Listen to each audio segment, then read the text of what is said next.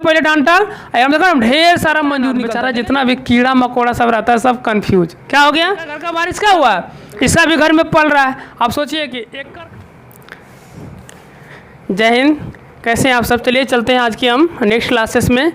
पिछले क्लासेस में जो है आपको हम बता दिए थे परागन का कहाँ तक बताए थे जी आप लोग को कल, स्वपरागन और परपरागन, जिसमें हमने देखा था कि जो स्वपरागन था, स्वपरागन इसमें किस प्रकार का परागन हो रहा था, तो एक ही पुष्प के परागकोश से परागकण निकलकर उसी पुष्प के कहाँ तक पहुँच रही थी, वर्तिकाग्र तक। ये ना, एक ही पुष्प के परागकोश से परागकण निकलकर कहाँ पहुँच रहा था, उसी पुष्प के वर्तिकाग्र तक, या उसी पेड़ के किसी पुष्प से किसी पुष्प के परागकोश से परागकण निकलकर उसी पौधे के किसी दूसरे पुष्प के वर्तिकाग्र पर। यहाँ तक बता दिए थे ना। चलिए तो आज हम देखते हैं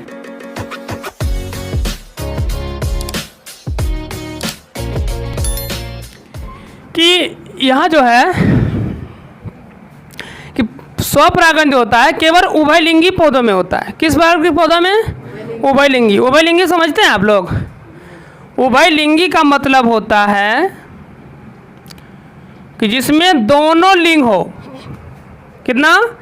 दोनों। यानी कौन कौन लिंग होना चाहिए?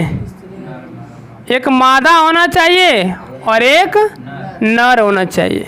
उभयलिंगी का मतलब क्या हुआ? जिसमें दोनों लिंग रहेगा वो क्या कहलाएगा? उभयलिंगी। तो चलिए ऐसे ऐसे देखिए कुछ उदाहरण है पुष्पों का। अब सभी पुष्प तो उभयलिंगी होते नहीं हैं।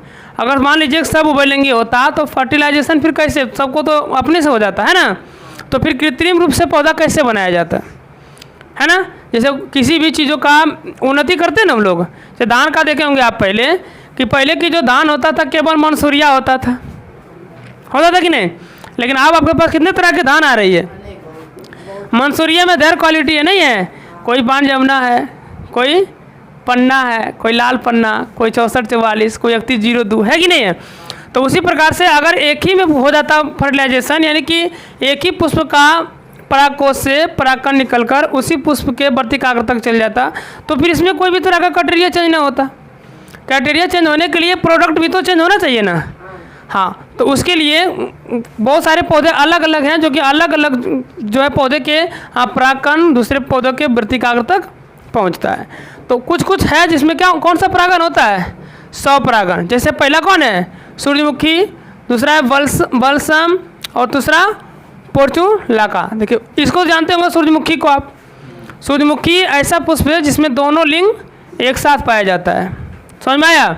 मतलब उसमें मादा भी रहेगा और नर भी रहेगा, यानी पुंकेसर भी रहेगा और स्त्री केसर भी, यानी पुमंग और जयांग दोनों अवेलेबल है ना। किसमें? सूर्यमुखी में। बालसम समझते हैं ना, केंदा बोलते हैं इसको। हाँ, उसमें भी दोनों चीज़ अवेलेबल रहता है। पोर्चुलाका में भी दोनों चीज़ अवेलेबल रहता है। तो याद रखिएगा सूर्यमुखी, बालसम, पोर्चुलाका, ये तीनों कैसे किस प्रकार का परागन होता है? तीनों में स्वपरागन। समझ गए ना, है ना। फिर से देख लीजिए ये क्या है?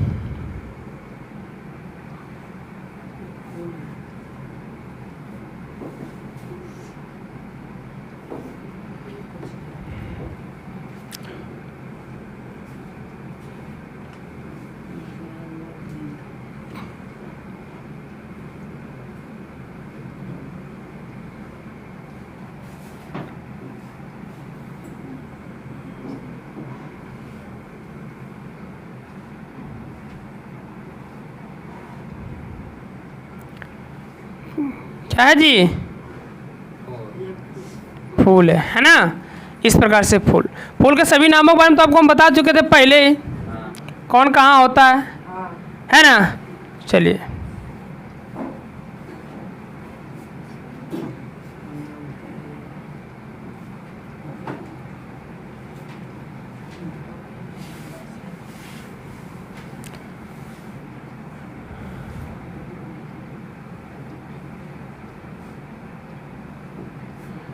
चलिए आगे जो यहाँ पर और आगे रहता है उसको हम भी आगे चलेंगे।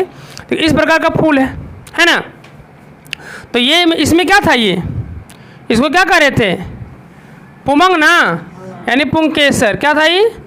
पुंकेसर। इसी को पुमंग कहते हैं। ढेर रहेगा तो पुमंग, एक है तो पुंकेसर। चलिए ये तीनों को क्या, इसको क्या कहते थे, ऊपर वाले को वर्तिकाग्र, यहाँ से यहाँ तक को वर्तिका, और नीचे क्या बोलते थे, अंडाशय नहीं बोलते थे।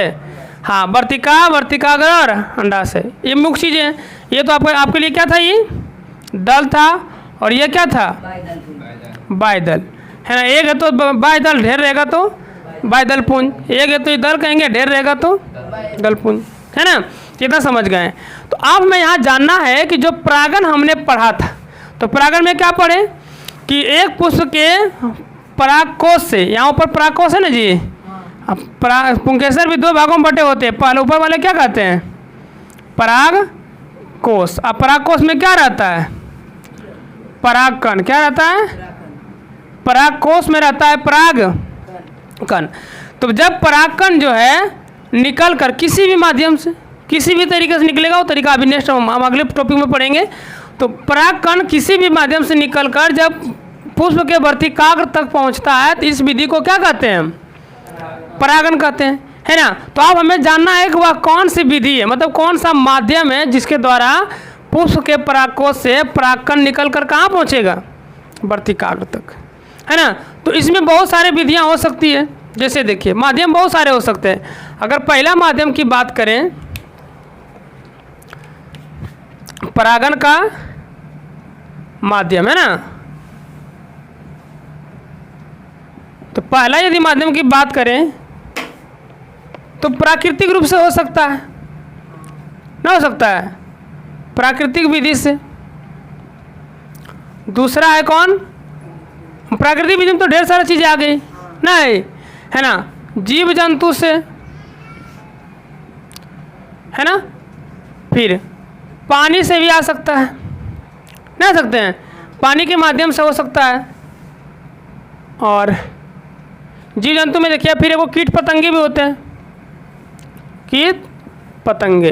देखिए कीट पतंगे सबसे महत्वपूर्ण भूमिका निभाता है पुष्पों के किसमें, परागण में। किसमें, पुष्पों की परागण में सबसे अधिक भूमिका कौन निभाती है, कीट पतंग। कीट पतंगे कैसे, इसको हम भी ध्यान से देखते हैं। परागण समझ में आया था ना, परागण क्या था, तो पुष्प के परागकोश से परागकण निकल कर कहाँ पहुँचेगी, पुष्प के वर्तिकाग्र तक। अगर उसी पुष्प के परागकोश से उसी पुष्प के वर्तिकाग्र तक पहुँचा तो स्वपरागण, है ना। और यदि किसी दूसरे पौधे का परागकोश से किसी दूसरे पौधे के पराग वर्तिकाग्र पर पहुँचेगा तो परपरागण। ठीक है, ये दोनों क्लियर हो गया था। तो परागण की विधियाँ, पहला था प्राकृतिक विधि। देखिए प्राकृतिक विधि कैसे हो सकती है, जैसे प्राकृतिक विधि में हवा चलना, है ना, आंधी, धूप, है ना, ये सब आ सकते हैं ना, है ना, इसके माध्यम से आ सकता है। जैसे देखिए कैसे, मान लीजिए कि किसी पुष्प का जो है परागकोश एकदम परिपक्व हो चुका है। परिपक्व समझते हैं ना, क्योंकि हर चीज़ तुरंत कितनों हवा चल जाए। अभी देखिए मान लीजिए घास भी छोटा सा हुआ, अभी परागकोश बनाई है, तो कितनों हवा चल जाएगा तो कभी भी फूटेगा क्या, ही नहीं फूट सकता। लेकिन जब ये पक के परिपक्व हो जाएगा, पूरा परिपक्व होकर पूरा ये समझ लीजिए पूरा पूर्ण कारण इसमें जितना भी क्रिया होगा सब हो चुका है, तो जैसे ही हवा चलेगी ये चनक जाएगा। चनकेगा कि नहीं चनकेगा, और जैसे ही चनकेगा तो समझ जाइए हवा के माध्यम से चनक गया। तो धूप से चनका, किससे, धूप से, क्योंकि सूखेगा तब नहीं चनकेगा, धूप से चनक जाएगा। जैसे धूप से चनका दिए कैसे होगा, यहाँ से बीज जो है इस प्रकार से क्या हो जाएगी, छिड़ी आ जाएगा सब दिशा में। तो हो सकता है कि उसी विधि से कोई बीज यहाँ पर भी आ जाए, नहीं समझे, किसी भी माध्यम से हो सकता है, किसी भी तरीके से कि ये छिड़िया जो ये टूटेगा तो हो सकता है कि यहाँ तक भी बीज चला है हवा के माध्यम से, है ना। जैसे यहाँ आएगी वर्तिकाग्र पर, तो वर्तिकाग्र पर एक प्रकाश का क्या पाया जाता है, चिपचिपा पदार्थ। क्या पाया जाता है, चिपचिपा पदार्थ। जैसे ही बीज यहाँ पर आएगा तो फिर सोचेगा घोलट के निकल जाएंगे, तो निकलेगा नहीं। क्यों नहीं निकलेगा, क्योंकि इसको सटा लेगा। क्या करेगी, जैसे इस पर गिरेगा बीज कहीं चिपक जाने ही नहीं देगा, क्योंकि उस पर चिपक जाएगा। और जैसे ही चिपकेगा तो धीरे धीरे वर्तिका, ये जो है ना, ये नलिका द्वारा जो है धीरे धीरे कहाँ चल जाएगी, अंडाशय में, है ना। और अंडाशय में जैसे पहुँचा तो वहाँ पर इंतजार कौन कर रहा होगा, कौन कर रहा होगा, यहाँ बीजाणु तो इस जगह का नाम है जहाँ पर फर्टिलाइजेशन होगा, है ना, जहाँ पर मतलब वो संलग्न होंगे, निषेचन होगा। ठीक है, यहाँ अंडाशय में पहुँच जाएगी, और अंडाशय में इंतजार कर रहा होगा कौन, ओवम, अंडाणु। पुष्प का कौन कर रहा होगा, अंडाणु कर रहा होगा, और जैसे अंडाणु के साथ मिलेगा वहाँ निषेचन हो जाएगी। तो ये हो गया प्राकृतिक विधि, चाहे हवा के द्वारा हो सकती है, आंधी के द्वारा हो सकता है, तूफान या धूप के द्वारा। समझ गए ना। दूसरी इसका विधि है जीव जंतु। कौन है?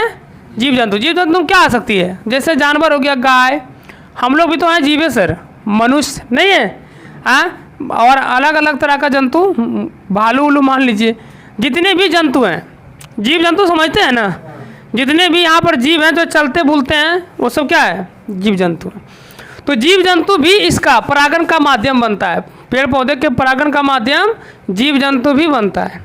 जैसे देखिए हम लोग का आदत क्या है? देखिए छटपटाने का हम लोग का ज़्यादा आदत है। मतलब जाएंगे फूल को तोड़ेंगे, नहीं देखते हैं आप फूल को, हम लोग ऐसे करके क्या करते हैं? सूंघते हैं। फूल को ले लेंगे और क्या करेंगे? सूंघे। आप सोचिए कि आप ऐसे फूल को लिए और ऐसे क्या कर लिए? सूंघ लिए। देखिएगा फूल का जो है कुछ पीले पीले रंग का अंश आपका नाक पर लग जाएगा, देखें कि नहीं? ऐसा देखें आप लोग, कभी भी फूल को छुइएगा तो उसका पीला पीला जो छोटा छोटा पाउडर जैसा रहेगा वो कहाँ लग जाएगा? आपका नाक पर। जी मान जी हाँ पर सटा, अगर नाक से सूंघ रहे हैं तो नाक पर लगेगा, खा रहे हैं तो मुंह पर लगेगा। देखते ना कमल के फूल को हम लोग खा भी जाते हैं, याद है? कमल के पुष्प को जब ऐसे छीलिएगा ना, ऐसा कमल का फूल है मान लो, ऐसे है ना, ऐसे रहती है, इसको जब ऐसे छील के हटाइएगा ना तो नीचे में क्या निकलेगा पता है? पीला पीला कुछ भाग निकलेगा। और यही है कौन इसका? कौन है रे? ये है ना। और इसी को हम लोग क्या करते हैं? खा जाते हैं। खाते देखे भी होंगे आप, गांव में अक्सर ये सब करते रहते हैं लोग, समझे कि नहीं? तो ये सब चीज़ को नहीं खाना चाहिए, है ना। और समझिए आप क्या कर रहे थे हम कि फूल को ऐसे सूंघे, आप सूंघते ना, हर फूल को हम लोग सुगंध लेना पसंद करते हैं, सूंघ लिए। एक फूल को सूंघे आप और उसी प्रकार के फिर जब दूसरा पुष्प को क्या कर लिए? सूंघ लिए। तो नाक पर क्या लगल था आपका? क्या लग जाता है?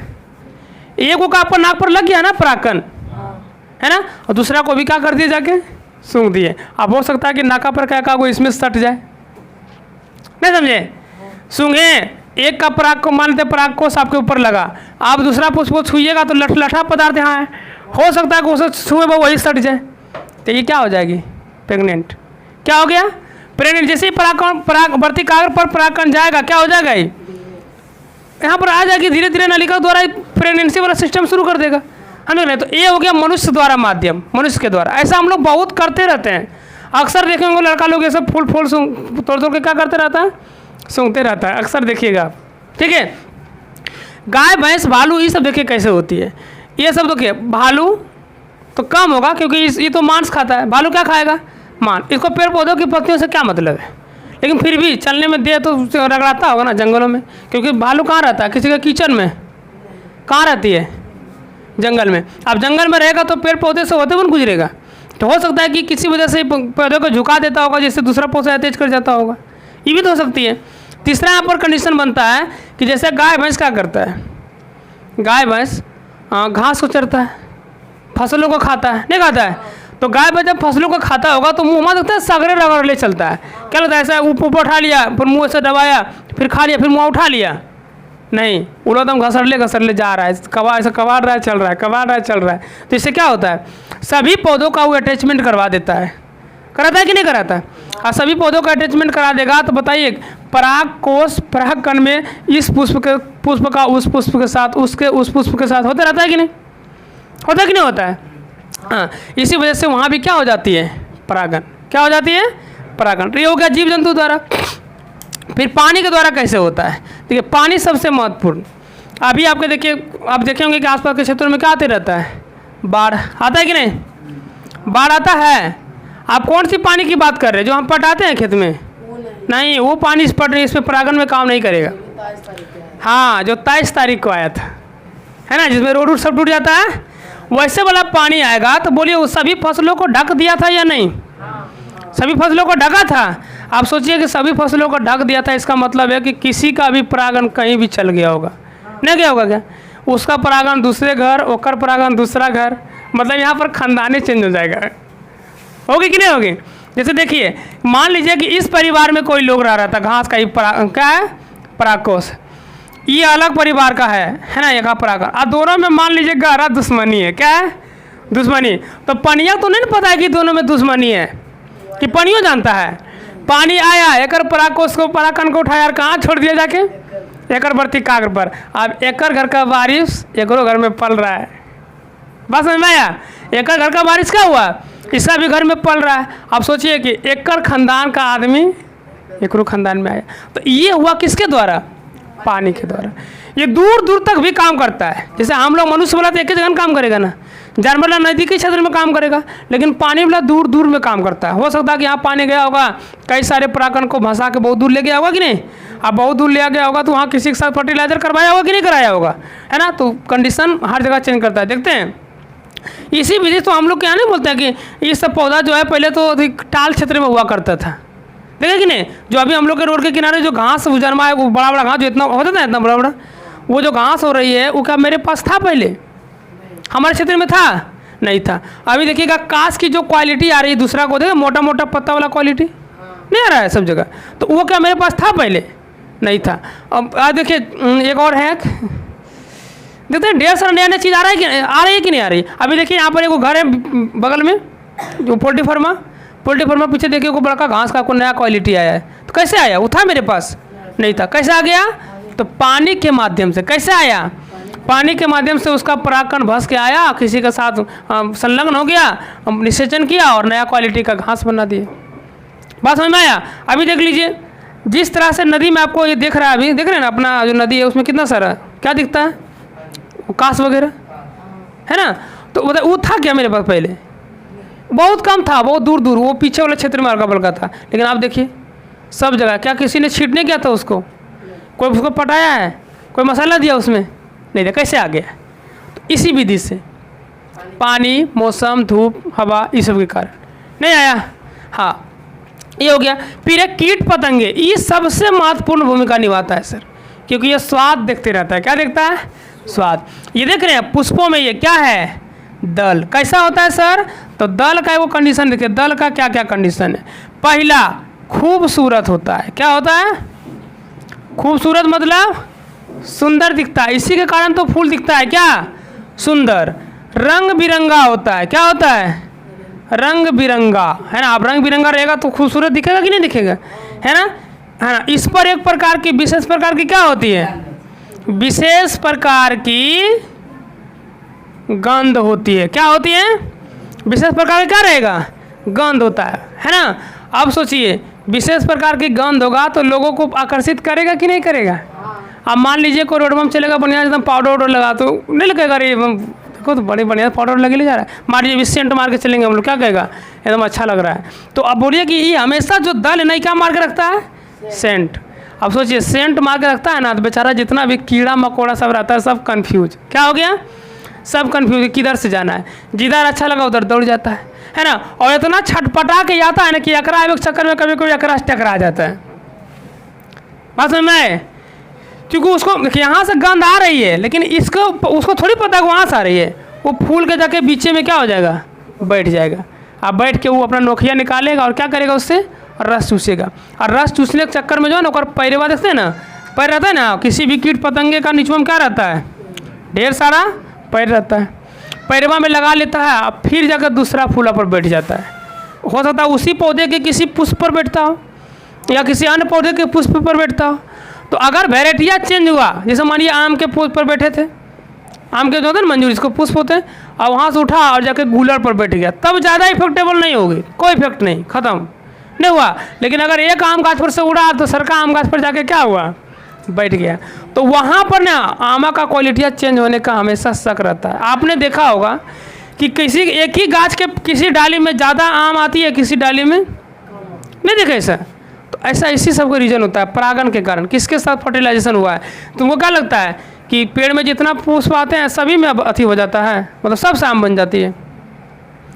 जितना आम के पेड़ों में या कोई भी पेड़ में जितना पुष्प आती है उतना अगर फल बन जाए तो समझ लो कि पेड़ अपने आप टूट जाएगा, नहीं गिरेगा। एक मंजूर जो निकलता है ना आम का, देखते हैं ऐसे निकलता है मोटा वाला पहले डांटल, हम देखा ढेर सारा मंजूर निकलता है, देखें कि नहीं? हाँ, अब मंजूरिये में फिर मंजूर, देखें कि नहीं देखें? ऐसे रहता है पूरा घना। अब सोचिए कि एक जगह जो है एक डाली में करोड़ों मंजूर रहता है और हज़ारों रहता है। सोचिए कि 1000 आम अगर एक जगह हो जाएगा तो डलिया क्या हो जाएगा? टूट जाएगा, है ना। तो समझिए क्यों नहीं होता है सब, क्योंकि सब के साथ नहीं हो पाता है। क्या नहीं हो पाता है? सब के साथ नहीं हो पाएगा परागन। क्या नहीं हो पाएगा? क्योंकि कीट पतंगे कितना करेंगे, मनुष्य तो जानता नहीं। मनुष्य अगर चाहे तो सभी को परागन करा सकता है, लेकिन कर नहीं, दिमाग कहाँ लगाते हैं हम लोग, लगाते हैं क्या? मनुष्य अगर चाहे तो सबको फूलों को छू छू के एक दूसरे से सटा दे, परागन कर जाएगा। लेकिन कितना करिएगा, इसमें तो फूल टूटने का भी डर है ना। हाँ, तो कीड़े मकोड़े करते हैं, पिपरी उपरी, फटिंगा है ना, और मधुमक्खी, मक्खी, ये सब करते फर्टिलाइजेशन। तो जितना हो पाता है उतना हम ठहरता है, जो ना हो पाया हो गया। कभी कभी देखते हैं पूरा गर्मी रहता है, देखेंगे ना, तो जहाँ जहाँ गर्मी रहेगा वहाँ वहाँ कीट पतंगे रहती है। कभी देखे ठंडी में मच्छी को भूलते हुए? ठंडी का सीजन आ रहा है, मच्छी पता नहीं कहाँ अपना पता नहीं कहाँ चल जाता है। हाँ, ठंडी का सीजन आ रही है कि नहीं? मक्खी कहाँ चल जाएगा किसी को पता है? घर में कहाँ रहता है, एक भी नहीं दिखता हम लोग को। और देखिए जैसे ही गर्मी आती है क्या हो जाता है, एकदम इतना भीड़ लगा के आएगा कि थाली में सिर्फ हाथ हटाइएगा तो हाथ डालिएगा तो उड़ जाएगा, फिर हाथ हटाइएगा फिर चलाएगा। देखे कि नहीं देखे, है ना? तो गर्मी में सब चीज़ ज़्यादा चलता है। इसीलिए आपने देखा होगा कि गर्मियों के दिनों में जब फलों का मंजूर आता है तो उसमें फल ज़्यादा लगता है, यानी कि जितना गर्मी रहेगा उतना आम ज़्यादा होता है। अब गौर किए इस बात पर, गर्मी जितना ज़्यादा आम उतना ज़्यादा। इस बार गर्मी ज़्यादा था कि नहीं था ना गर्मी, तो इस बार आम देखें, देखा कि नहीं आम को? तो इसी प्रकार से, क्यों? क्योंकि जितना गर्मी रहेगा उतना कीट पतंगे रहेंगे, उतना ज़्यादा परागन होगा, उतना ज़्यादा निषेचन होगा और उतना ज़्यादा फल होगा। आप कहते हैं ना कि बाजार का क्या नियम है, माल बढ़ेगा दाम घटेगा, माल घटेगा दाम बढ़ेगा। बात समझ में आया? ये होती रहती है, ठीक है। तो कीट पतंगे इसमें ज़्यादा भूमिका निभाता, समझ में आ गया ना? कोई दिक्कत? कीट पतंगों को अपनी ओर आकर्षित करने में सबसे बड़ी भूमिका कौन निभाया? कौन निभाया? पुष्प का दल होता है जो कीटों को अपनी ओर क्या करते हैं, आकर्षित करता है। बात समझ में आया? और जो हम लोग नाक लगा के सुनते हैं तो हम लोग को भी कौन महकता है? कौन महकती है जी? दल महकता है, याद रखिएगा। कोई दिक्कत? यहाँ तक समझ में आ गया? किसी को कोई डाउट नहीं है ना? तो परागन का पूरे ऑल टॉपिक कंप्लीट हो गया, ठीक है ना? चलिए, तो उम्मीद करते हैं कि आपको ये समझ में आ गया होगा। फिर मिलते हैं हम लोग नेक्स्ट वीडियो के साथ, तब तक के लिए जय हिंद।